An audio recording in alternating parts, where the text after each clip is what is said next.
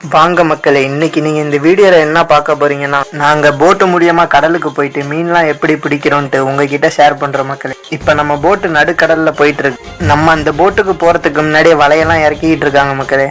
வாங்க நம்ம அங்க போயிட்டு வீடியோ பார்ப்போம். வலையை இறக்கி 1 மணி நேரத்துக்கு போட்டு ரன்னிங்லே இருக்கும்போது கடலுக்கு அடியில் உள்ள மீன்கள்லாம் அந்த வலைக்குள்ள போயிடும் மக்கள்.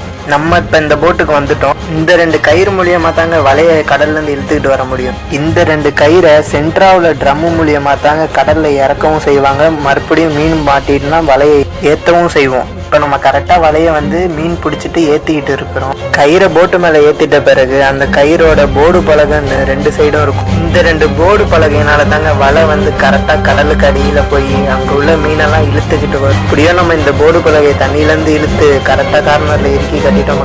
சரியாக வலையை இறக்கி 1 மணி நேரம் ஆகுது. இன்னும் ஒரு 1 மணி நேரத்துக்கு நம்ம போட்டை ரன்னிங்லேயே இருக்கணும். நம்ம போட்டில் நிறையா மீன் போட்டிருக்கோம்ட்டு கடவுளை தாங்க வேண்டிக்கணும். வாங்க இன்னும் ஒரு 1 மணி நேரத்துக்கு நம்ம கடலை பார்ப்போம். அப்படியே தண்ணியை சுற்றிக்கிட்டு பார்த்தீங்களா கடல் எவ்வளோ சூப்பராக இருக்குன்ட்டு. மக்களே, இன்னைக்கு கடல் எப்படி இருக்குன்னு பாருங்களா.